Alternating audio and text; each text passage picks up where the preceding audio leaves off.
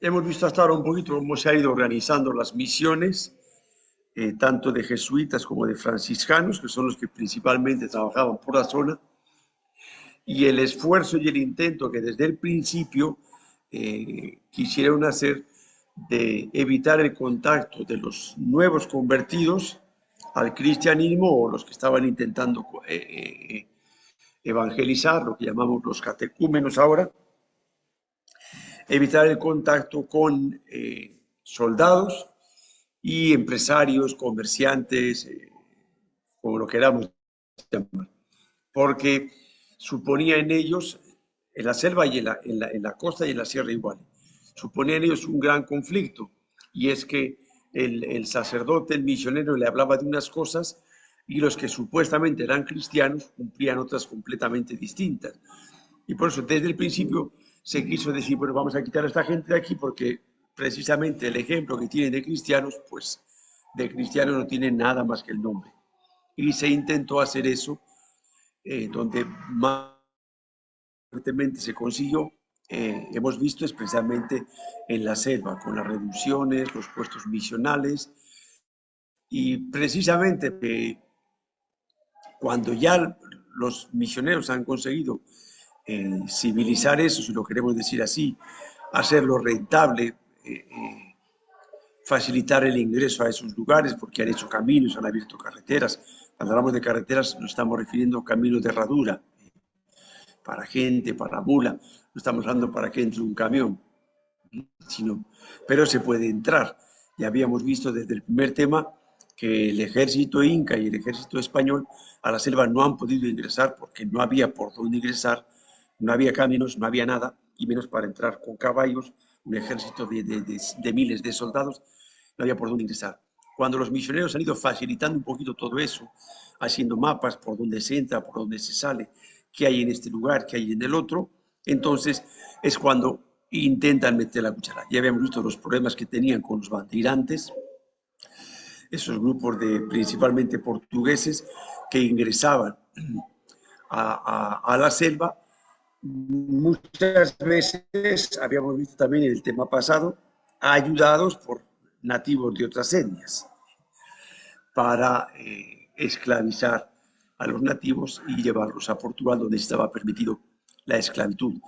El problema que había también con las fronteras con el Brasil, que enseguida querían meterse más adentro, y cómo los misioneros de alguna manera han ido defendiendo todo esto. Llega un momento en el que esto ya no les permite y ingresa todo tipo de gente a la selva y lamentablemente ninguno ingresa con un interés de que aquello se civilice, sino ingresan con un interés de enriquecerse a costa de quien haga falta, llegando a, pues, como el caso de la época del caucho, a prácticamente esclavizar a los nativos, comprarlos y venderlos como si fuesen animales.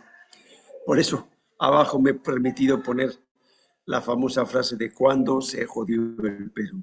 Bueno, pues en este caso sería cuándo se malogró todo este trabajo en la selva, pacificador, evangelizador, y también veíamos civilizador. Hasta ahora hay gente que critica a los franciscanos por eso, pero es que en esa época no se pensaba de otra manera. Evangelizar y civilizar era la misma cosa. Hay muchos sociólogos que critican a los misioneros porque de alguna manera como que les quisieron quitar su cultura, sus costumbres, pero lo cierto es que en esa época se pensaba así. La manera de ayudar a esa gente es, como hemos hablado otras veces, ayudarles con medicinas, con cultura, con educación, que lleve una ropa, pues en aquella época para ellos más decente, era su mentalidad, no podemos pretender criticarlos. ¿Ya? Y lo cierto es que cuando entraron otros que no fueron los misioneros, pues se vino todo abajo completamente. Ahí tenemos, por ejemplo, una foto de unas minas. Tenemos a la derecha la selva y a la izquierda completamente pelado todo. Vemos algunas cifras, algunos datos, ya pues con calma pueden ir leyendo lo que está en el texto base. Ya digo que es un montón de datos lo que hay, y eso que nosotros nos estamos restringiendo casi siempre a los franciscanos. Si no, pues esto, claro, saldría un curso de montón de horas. Iniciamos 1766, asesinan a 17 franciscanos en el Ucayali y abandonaron la zona. Al año siguiente se produce la expulsión de los jesuitas, ya hemos hablado de esto varias veces, lo que supone que grandes territorios de la selva quedan abandonados. Precisamente los jesuitas eran los que de alguna manera frenaban el ingreso de los bandeirantes para esclavizar a los nativos. Al no estar ellos, pues claro, las misiones se abandonan, las fronteras se abandonan y esto se convierte en tierra de nadie. Un montón de gente que estaba ahí queriendo meter la cuchara para su ganancia, por supuesto. Al haber cancha libre, pues allí entra todo el mundo y es una invasión pues, de contrabandistas, de sinvergüenzas. En teoría, pues son comerciantes, quieren extraer la madera. Supuestamente todo es en honor de la civilización y del progreso, pero el único progreso es el de sus bolsillos y a costa de la gente que estaba ahí. Y aquí sí no existen nacionalidades. Una vez que aparece la ambición, no hay peruano que cuida al peruano, español que explote al peruano porque es español, porque es peruano. Es lo mismo que las multinacionales. Dice, es una multinacional española, es una multinacional inglesa, es una multinacional que solo busca su interés. Una nación tiene que haber aparecido, pero no son, no tienen conciencia, no tienen nada. Lógicamente los nativos al verse atacados, pues vuelven otra vez al monte, se retiran más arriba, bueno, van huyendo. Los que estaban en la frontera, pues se meten al Ucayali. Y como digo, en esta ambición también aparece, si han visto la película de Misión que les dije hace un par de semanas, ven que en la parte final los que están ayudando a los soldados son nativos también de otras etnias. Hasta ahora sucede así, cuando vienen los madereros o quien sea, lo que hacen es dividir al pueblo, buscar a alguien que bueno, en realidad no le enriquece, le dan alcohol, le dan mujeres, le dan tabaco, le dan 4 cosas, que el otro se siente más que los demás y al final por la ambición y por el vicio vende a sus propios paisanos. Por eso digo que en cuanto entra la ambición, desaparecen las nacionalidades y desaparece con la religión, desaparece todo. Por eso digo que fue una situación muy complicada. Veremos después, cuando llega la época del caucho, muchísimo peor. En algunos lugares, como en la zona de Perené, con la Peruvian Corporation, que era una empresa inglesa, le dieron 500 hectáreas, creo, para café igualito. A quien han agarrado que trabaje en la selva, que se mueva por la selva, que camine, que sepa cuidarse de las culebras a los nativos. Pero no como una mano de obra, digamos, digna y pagada, sino en muchas ocasiones aprovechándose de ellos, esclavizándolos, llegando a situaciones, como digo, de comprar y de venderlos como si fuesen animales, ¿no? Por otro lado está la situación que también se ha dado, pero eso ya es en escala mucho menor, que hasta ahora se da. Llegan los chamanes y dicen que tal persona que no han conseguido curarla, para tapar, digamos, su ignorancia, echan la culpa a un niño. Y dicen que tal niño, tal niña es bruja. Y los matan, los queman, los entierran. Y muchas veces lo que hacían los misioneros era comprarlos. Y ahí es donde van a aparecer los albergues para los niños y para las niñas. El caso más cercano a nuestro es el convento de Puerto Copa, que ya en 1922, o 19. 19 es Puerto Copa, 22 creo que es cuando ingresan las hermanas. Una de las cosas que hacen, el Lima tienen, digamos, como una especie de oficina para recaudar fondos para comprar a estas niñas que han sido acusadas de brujas y querían matarlas. Aquí en Oventeni el año pasado un muchacho que lo enterraron vivo, porque el brujo, el curandero, el chamán, como lo queramos llamar, dijo que la señora que no pudo curar, no la podía curar porque este muchacho que era su nieto le había hecho maldad. Y claro, algún vecino, alguien se enteró que le habían enterrado vivo, salió en las noticias, o sea, estamos hablando del año pasado. Bueno, pues en esa época esas cosas también se dan. Quiere decir que cuando el nativo tiene un equilibrio en su comunidad, más todavía cuando lo tenía ya con las misiones o las reducciones, pues aunque iban y venían, las cosas más o menos funcionaban. En cuanto entran de afuera, se aprovechan pues de la ingenuidad, si lo queremos llamar así, de la curiosidad del nativo, porque hasta ahora nos sigue pasando. ¿Eh? El nativo es pues como un adolescente, todo le llama la atención, todo le pica la curiosidad y fácilmente se le engaña, fácilmente se le seduce, fácilmente se aprovechan de ellos y bueno, pues son todas las barbaridades que se hicieron, se han hecho y de alguna manera ya más discreta y más solapada se siguen haciendo. Ya. Hola, Un padre, caso quisiera hacer concreto. una pregunta, por favor. No, final del todo, porque si hacemos preguntas no avanzamos nada. Ah, de Apúntalo ahí en tu acuerdo, cuadernito y al final preguntas, ¿ya?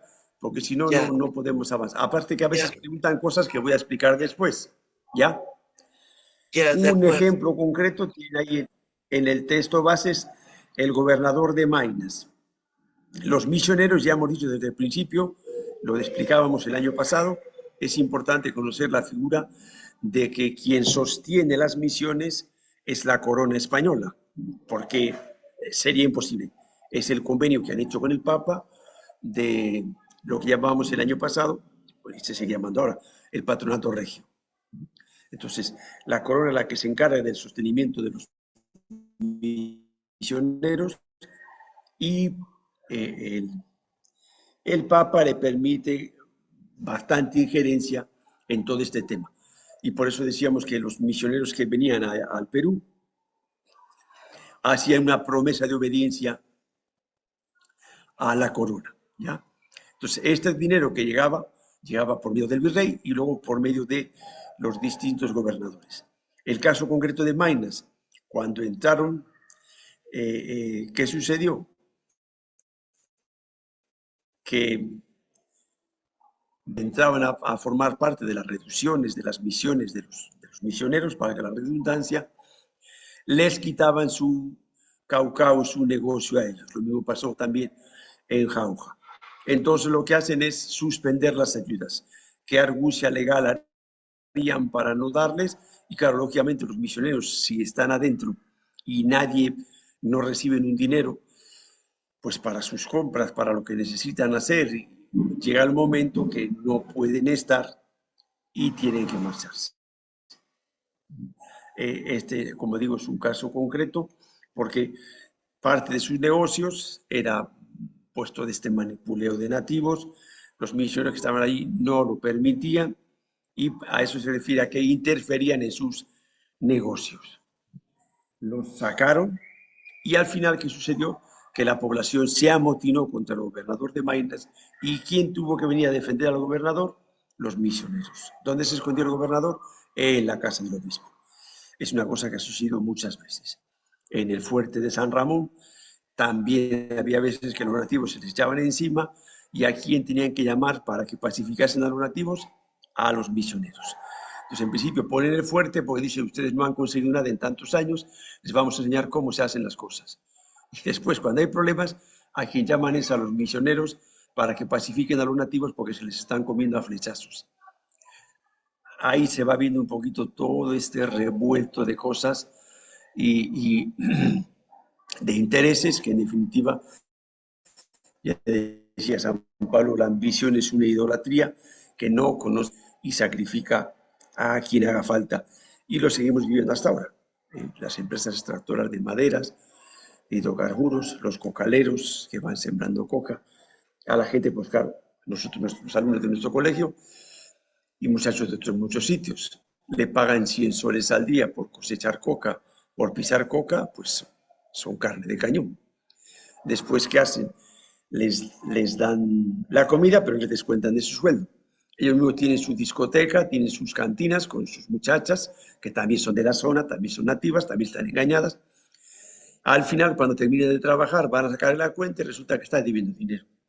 Luego, han pasado los años, han pasado los siglos, supuestamente estamos en una democracia, pero el problema de la ambición humana que no conoce culturas, ni nacionalidades, ni nada, sigue siendo el mismo. ¿De acuerdo? Bueno, esto un poquito por intentar entender esta problemática.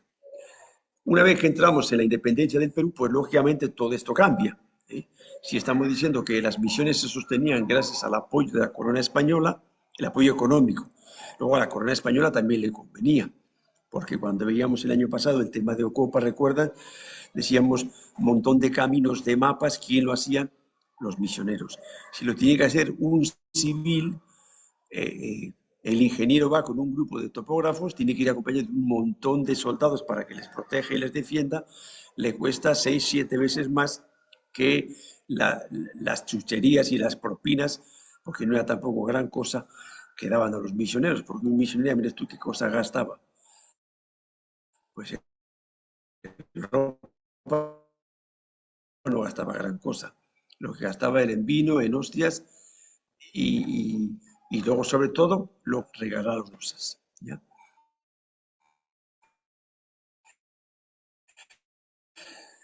Con la independencia del Perú, el gobierno quita todo apoyo a las misiones, lugares, ¿de dónde van a sacar eso? Esto va a propiciar que aparezcan o intenten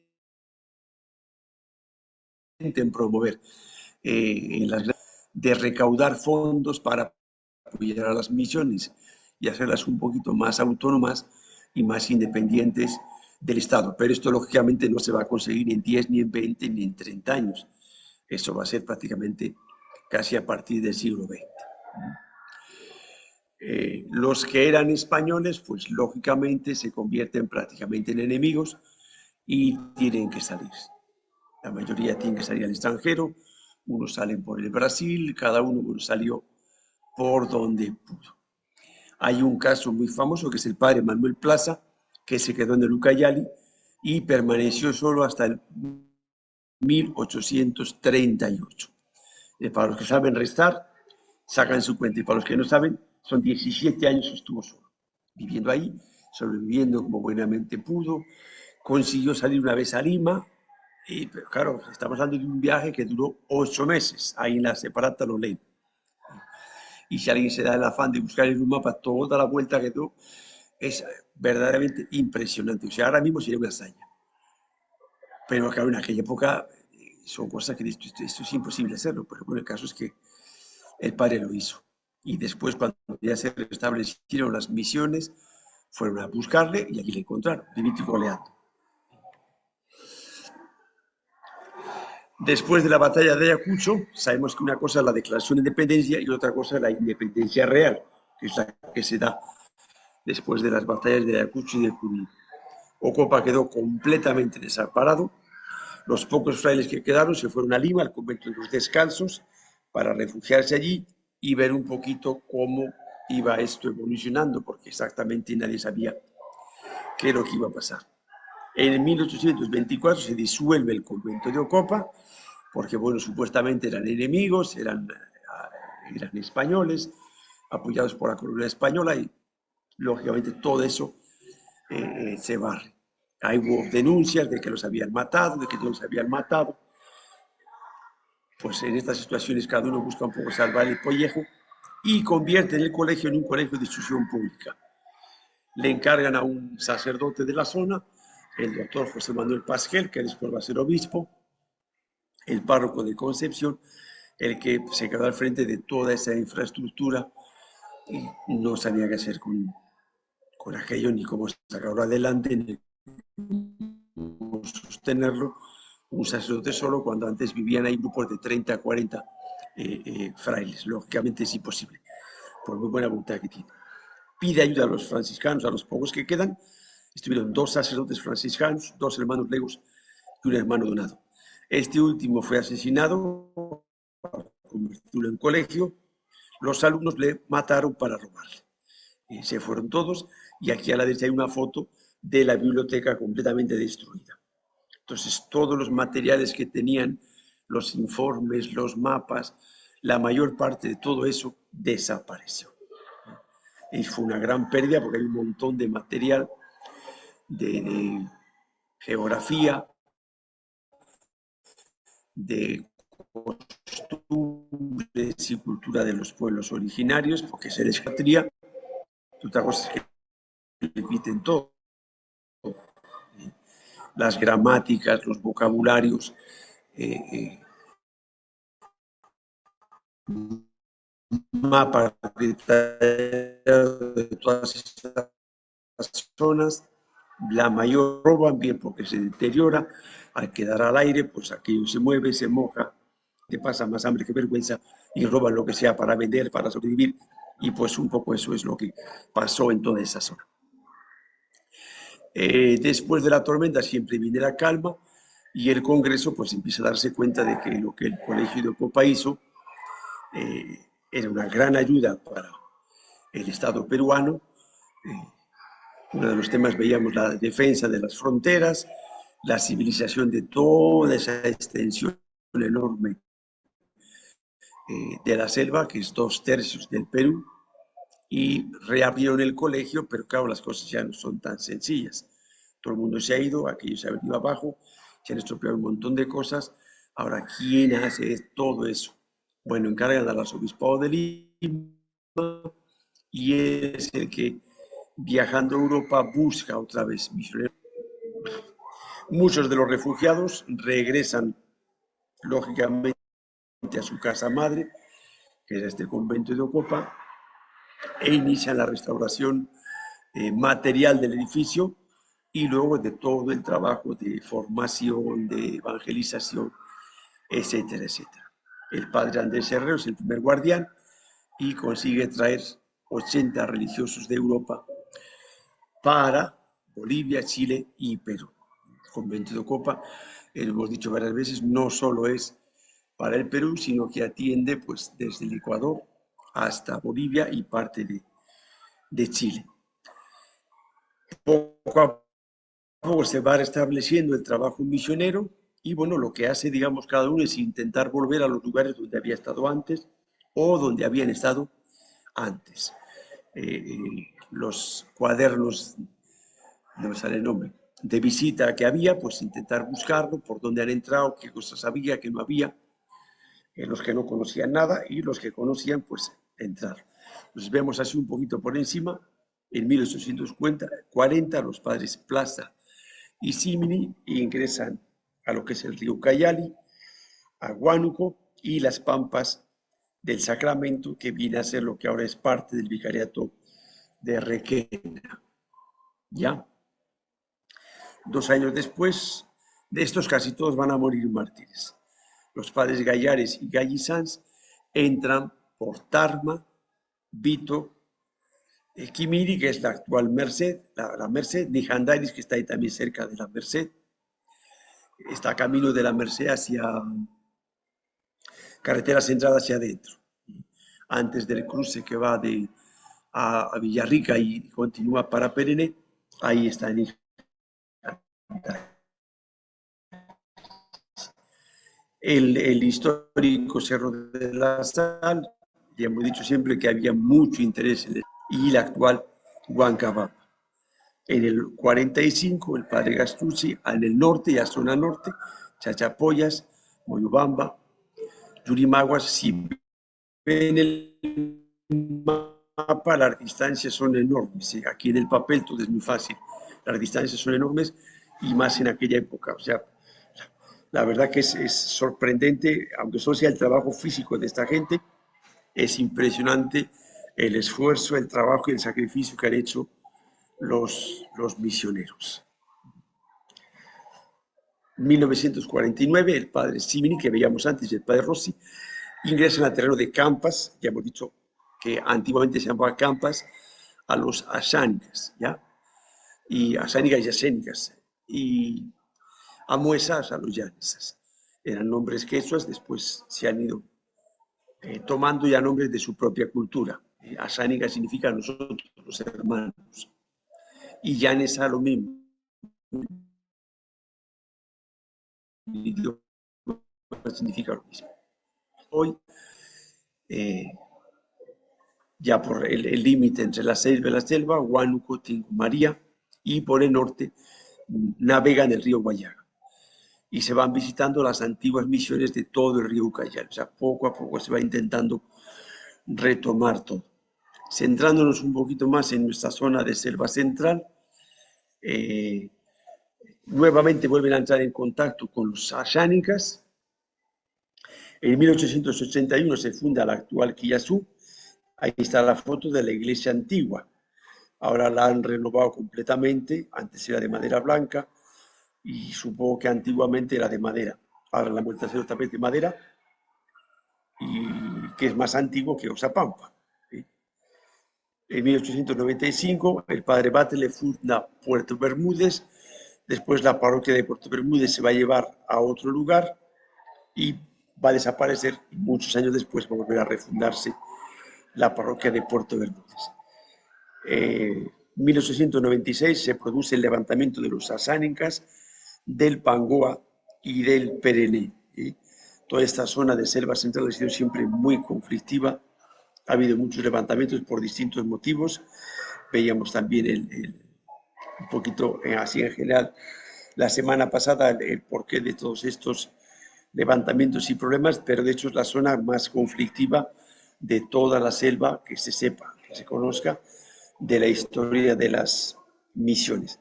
También es verdad que es lo más cercano a Lima y es por donde más fácilmente ingresaban y soliviantaban también a la gente.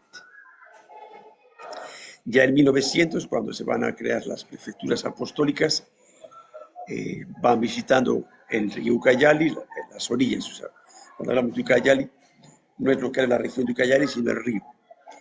Las regiones de Selva Central, Chanchamayo, luego ya Apurímac, el actual Mantaro, N, Perené, el Tambo, el río Ucayali, ¿no? El río Urubamba, etcétera, etcétera.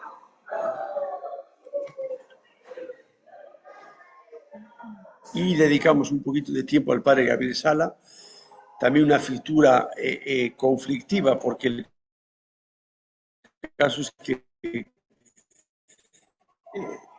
lees los textos de los misioneros, pero el caso es que lees, porque ahora estamos revisando, con motivo de todo esto, textos de algunos sociólogos actuales de la católica para más INRI, y critican al padre Sala, y dicen, bueno, ¿cómo se come esto? En la época, estaba en boca de todo el mundo, porque además hizo un nombre muy famoso por los escritos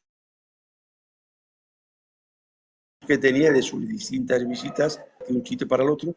Murió muy joven, con 46 años, escribió un montón de cosas, hizo mapas, como pone ahí, carpintero, albañil, escultor, pintor, fotógrafo.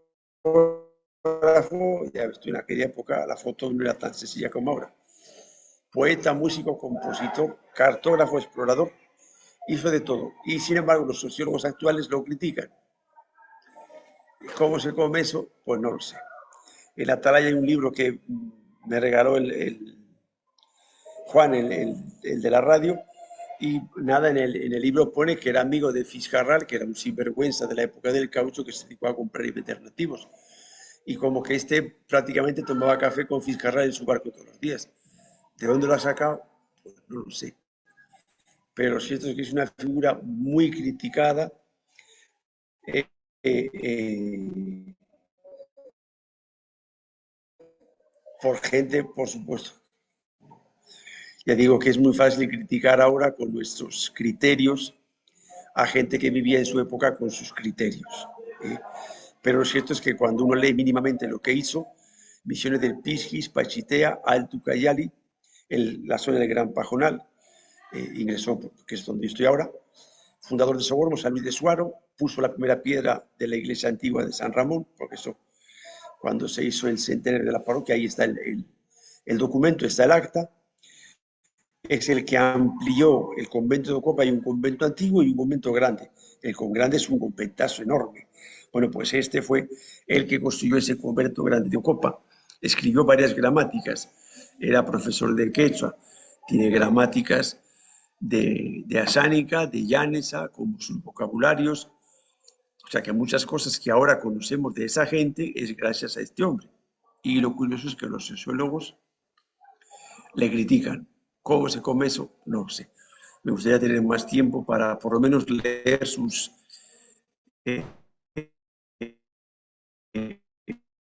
eh, sus libros de visitas, porque iba narrando, ¿no? Hemos ido a eso, lo publicacional en Lima, y la gente estaba entusiasmada, como una especie yo qué sé, de estos canales de televisión de aventura o de American Channel, ¿cómo se llama? Discovery Channel, una cosa de esas, vamos. Llevaba un nombre muy famoso, con varios premios a nivel nacional.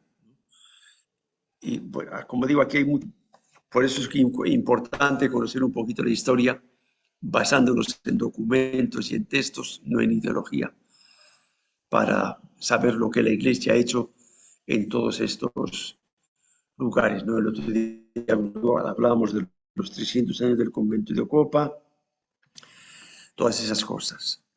De acuerdo, muy bien. Ahora sí vamos con las preguntas. A ver si se las sé contestar, que esa es otra cosa. Sí. Así, padre, yo quería hacer mi pregunta, pero usted dijo, esperen a que yo diga turno de preguntas. Y estuve esperando Ahora es el momento. con Pregunta, calma, sí. dispara. Ya, ya, padre. Este, usted menciona que, bueno, la corona española financió y mediante el gobernador de Maynas las misiones de la selva. Ya, eso ya queda claro, ya. Ahora, mi pregunta es, dicen que los condenaban por brujería a los indígenas, pero yo digo, ¿cómo pueden condenar por indígena por brujería si había la Inquisición española? Sabemos que Perú hemos sido parte del virreinato español o era la Inquisición del Vaticano, porque cuando uno habla de la Inquisición, no vamos a cuestionar de la parte negra de la historia, no, eso no, porque ya son errores que cometieron, no, no estamos con datos Ya, generales. mira, contesto rápidamente para que puedan preguntar otros. El año pasado ya habíamos visto que la Inquisición no participaba absolutamente para nada para los nativos. La Inquisición es exclusivamente para los cristianos y se aplicaba exclusivamente para los cristianos españoles o criollos que vivían en ciudades. Para los nativos la Inquisición no intervenía para nada. Eso son cosas internas de ellos. Entonces, el Padre, problema pero es, como usted te decía, sigue mencionó que a estando en los la indígenas actualidad. los podían acusar de brujería y por eso en las misiones los Y compraban.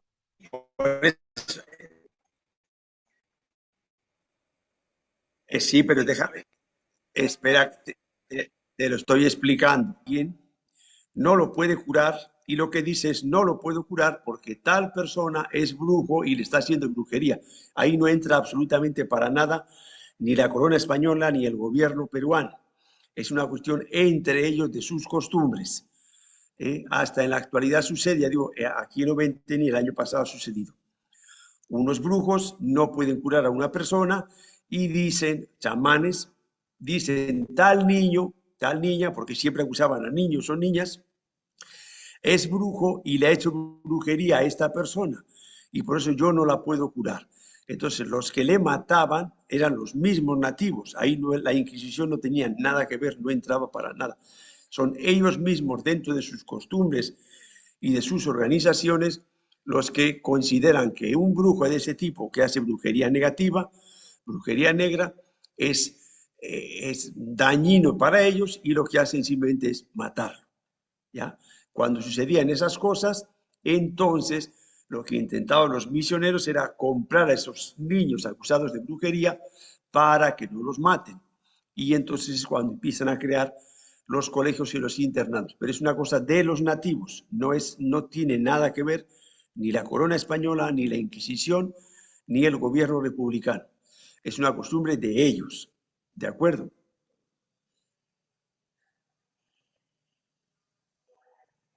Padre, también otra pregunta. Cuando estaba mencionando de las misiones, habló que habían legos y donados. los legos y donados podían ser personas de raza negra. Cuando uno lee la historia de San Martín de Sí, Porres, sabemos que San Martín de Porres era hijo sí, de un sí, sí. funcionario español de No, Panamá y su perdona. mamá era así.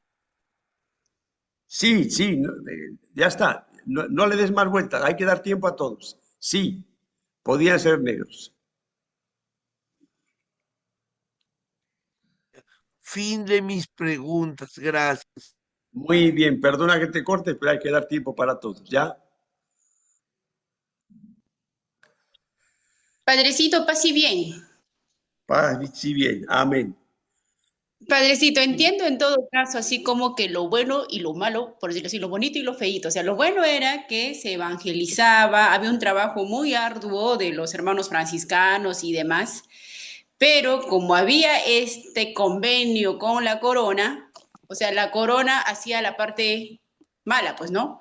Por lo que hacían quedar mal a los franciscanos, porque imagínate que la iglesia empeñada en la evangelización abre nuevas tierras, va encontrando población, los va formando y de lo bonito que están vienen ya por los intereses de, vamos a llamarlo de los colonos, o sea, y el entonces problema no ocupan es la corona, porque bueno, por ahí voy entendiendo así. el problema no es la corona, el problema es la ambición de los que quieren aprovecharse de los demás. Ese es el problema de fondo. Porque las leyes de la corona, las leyes que emite la corona española, son el inicio del derecho internacional. El problema es que las leyes, el que quiere las cumple y el que no se las salta. Lo que sucede ahora, una vez que tú te metes en mitad del monte, ¿quién te obliga a cumplir las leyes? Pues nadie, porque no hay nadie. Es terreno de nadie. Entonces hay que distinguir un poquito los campos y las responsabilidades. ¿Sí? El problema no era la corona propiamente, sino los intereses particulares de personas que querían enriquecerse a costa de la riqueza de la selva, a costa de los nativos, que sigue siendo el mismo problema que sucede ahora. O sea, ahora no podemos decir la culpa la tiene el gobierno. El gobierno en principio tiene unas leyes que promueven, que cuidan el medio ambiente, pero después tiene un montón de gente que se la salta. Y las empresas grandes contratan un ingeniero de medio ambiente no para cuidar el medio ambiente, sino para saltarse las normas. Contratan un abogado no para hacer justicia ni para hacer las cosas bien, sino para saltarse las leyes. Entonces, la responsabilidad ya no tanto es de los gobiernos, personas y empresas que sin ningún tipo de escrúpulos ni conciencia quieren enriquecerse a costa de los demás. ¿De acuerdo?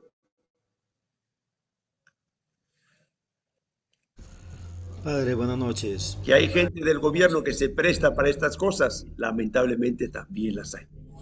Como veíamos en el caso del gobernador de Mainas y vemos ahora pues de congresistas y gente así que se presta a eso. Pero hay que distinguir la persona particular de la... Padre, buenas noches. Una consulta. Vamos, ahí Luis Mesa ha levantado la ¿Cuál mano. fue, sí, Sí. cuál fue el motivo en específico por qué expulsaron a los jesuitas de las misiones?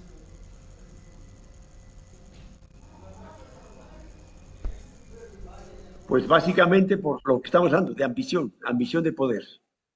Ya explicábamos un poquito en su momento, los jesuitas tenían toda esta zona de fronteriza de las reducciones, eran reducciones muy bollantes económicamente. El problema en realidad no estaba aquí, el problema en realidad estaba en Europa. Había unos gobiernos absolutistas que querían manejar, controlar todo. Por eso decíamos, incluso en la época del virreinato hay que distinguir dos épocas. Uno es los primeros años con los Austrias y otro es después cuando vienen los Borbones. Los Borbones todos son dictadores, pero digamos los Borbones son dictadores absolutistas y quieren el dominio y el control absoluto de todo. Y todo aquel que se le pone en medio arrasa con él.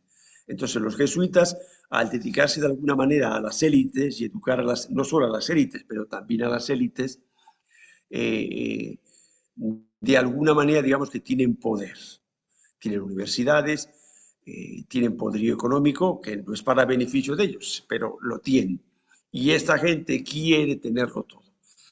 Entonces lo que hacen es buscar los tres pies al gato para empezar a perseguirlos por las autoridades que ellos tenían, las autoridades políticas, las autoridades civiles, la masonería que estaba detrás, que intenta también manejar todo, movidos por los ingleses, que eran los menos interesados de la independencia de todos los países de América Latina, van, digamos, haciendo el cerco para expulsar a los jesuitas de los distintos lugares y al final disolver la Compañía de Jesús. En el fondo, lo que llevamos diciendo todo el tema de hoy es la ambición humana que al final no conoce a nadie. Y todo aquel que se pone en medio, arrasan y barren con ellos. Lo que sucede ahora, por ejemplo, con narcotraficantes y cosas de estas. El que se pone en medio lo matan y se acabó. Lo quitan del medio. Luego, en el fondo, es la ambición de dinero, la ambición de poder que llevamos todos tan adentro. Por eso San Pablo decía que es una idolatría. Se pone por encima de todo y sacrificó a quien haga falta por ese interés. O sea, perdón, o sea, la expulsión básicamente no fue por el trabajo de misioneros que realizaban ellos, sino es netamente un tema de poder nada más, quitarles el poder que ellos tuvieron. Así es, sí, sí. Ok, gracias, padre. El tema es bastante más complejo, pero bueno, simplificando un poquito las cosas, lo que podemos explicar y entender ahora. El año pasado hemos explicado con un poquito más de detalle, por los que están empezando ahora, pues tienen que esperar 2 añitos más para ese tema, pero bueno, se puede buscar y ir profundizando en esos temas, ¿no? Pero aquí lo que estamos haciendo es una cosa así muy general por encima, porque si no ya tendría que ser un curso de muchas más horas. Podríamos nosotros por nuestra parte hacer una investigación un poquito más exhaustiva Claro, sí, de sí, ese por punto, ¿no? supuesto. De hecho, los otros cursos, Historia Universal y Historia de América Latina, el trabajo es libre. Y uno de los trabajos es, a mí me interesa este tema y sobre esto quiero profundizar y hago el trabajo. Ya, este año sí es un poquito más en concreto la parroquia, pero tanto el Historia de la Iglesia Universal como Historia de la Iglesia en América Latina, uno de los temas de trabajo es un tema que a mí me interesa particularmente. Ya uno profundiza un poquito sobre ese tema y aprende, de eso se trata, de aprender.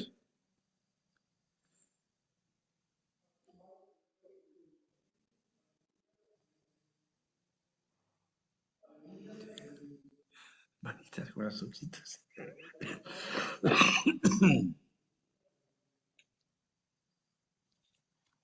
Muy bien, si no hay más preguntas, la plataforma no sé por qué, todavía no se puede mandar comentarios, pero sí les hago uno, he estado revisando de la tarea 3, algunos han puesto el trabajo de los religiosos varones.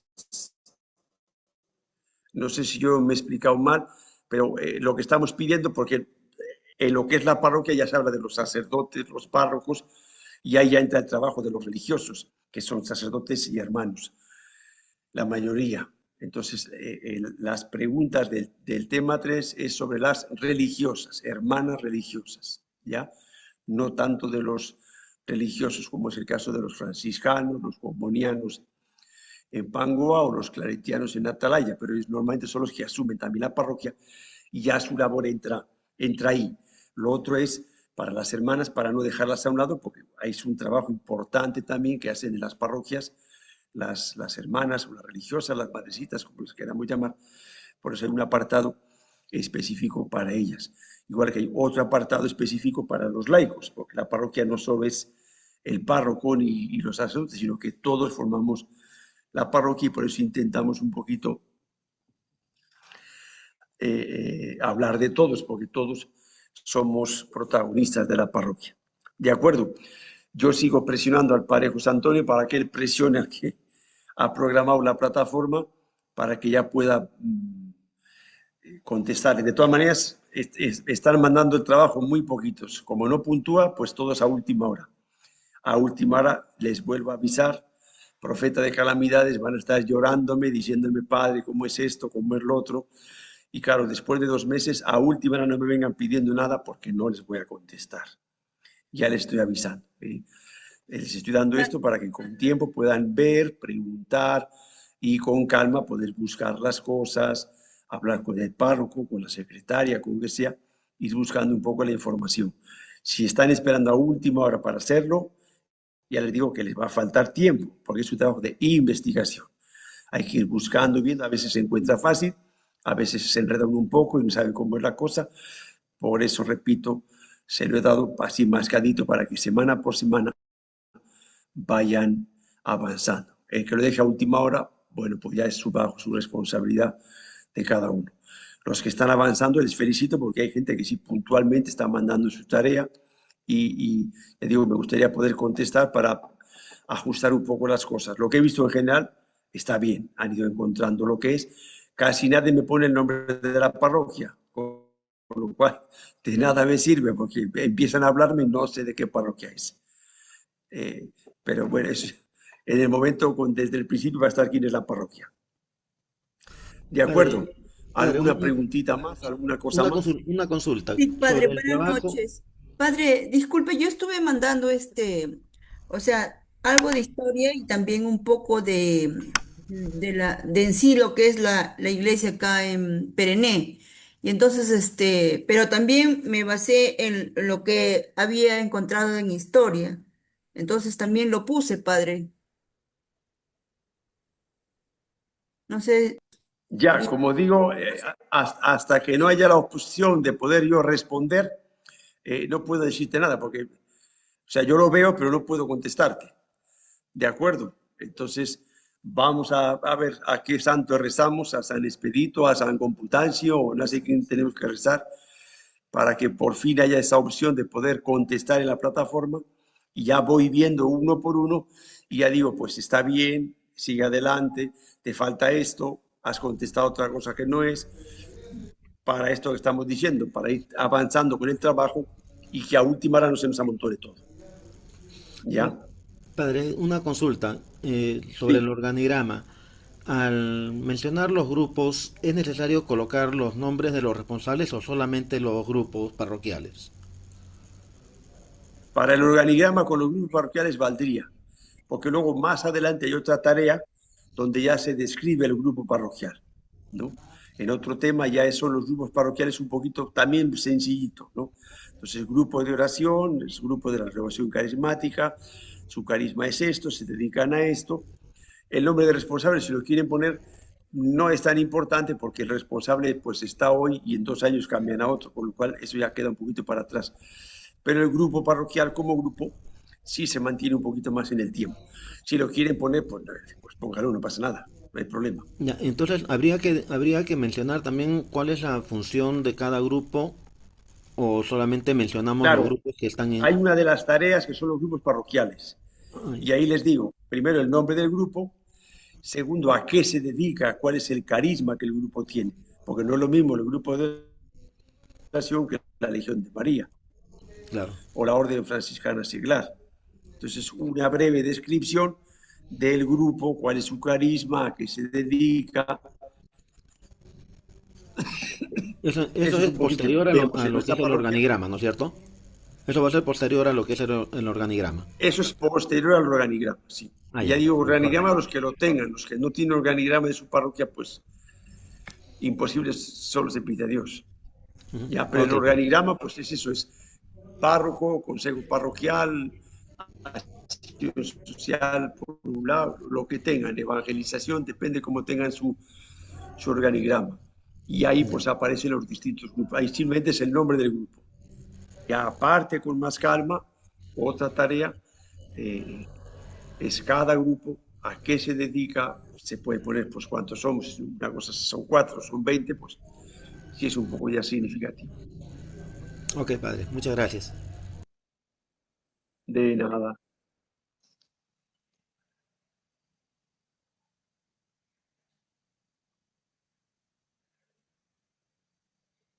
Listo, entonces si no hay más, aquí lo dejamos. Disculpen, no sé cuál ha sido el inconveniente Imagino que es el internet de San Ramón que últimamente está fallando mucho. Ahí levanta la mano Padre, Gina. sí, padre, una consulta con respecto a la presentación de esta semana, Sí, que es de las religiosas. Por ejemplo, en mi caso, que trabajo con los claretianos con la SMF, han tenido religiosas, pero que son de la congregación, pero yo tengo que buscar que pertenezcan a la parroquia, ¿verdad? pues claro, nos referimos a religiosas que han trabajado en la parroquia. Entonces, en Ah, Atalaya ya. las únicas religiosas que hay son las que llevan el colegio San Francisco, que yo sepa. No sé si antes ha habido otras, ¿no? Ah, Entonces, ya, ya. como está hablando de mujeres, en tu caso de Atalaya sería las franciscanas del Niño Jesús, creo que se llaman ellas, si no recuerdo mal. Hasta Sí, donde pero yo yo sé, en consulté, Atalaya no ha habido otras. sí, yo consulté y en Atalaya tienen una misión, ¿no? Entonces, pero me dice que pertenece a la comunidad de los claretianos que pertenecen a la jurisdicción Perú-Bolivia, pero que no pertenecen a la parroquia de San Miguel Arcángel de Lima. ¿Cómo lo pondría en ese caso? ¿Pondría lo de las hermanas o ya no lo pondría? O sea, si tú estás haciendo tu trabajo de la historia de la parroquia de Atalaya, No, no, no, las religiosas... la de San Miguel de Lima. Ah, San Miguel, bueno, entonces tienes que hablar de San Miguel de Lima, Ah, ya, lógicamente. ya, padre. Entonces, Ya. ahí lo que pasa es que hay varias congregaciones que tienen casa. Ahora, si participan de la parroquia, ya no lo sé. Ahí está la religiosa de San José de Gerona, porque yo las conozco. Están a 2 cuadras de la parroquia. Ahí tiene la casa provincial y la casa de formación. Si participan de la parroquia, ahí sí que ahí ya tienes que preguntar a los padrecitos de ahí de San Miguel, la parroquia de San Miguel. Ya, ok, padre. Muchas gracias. De nada.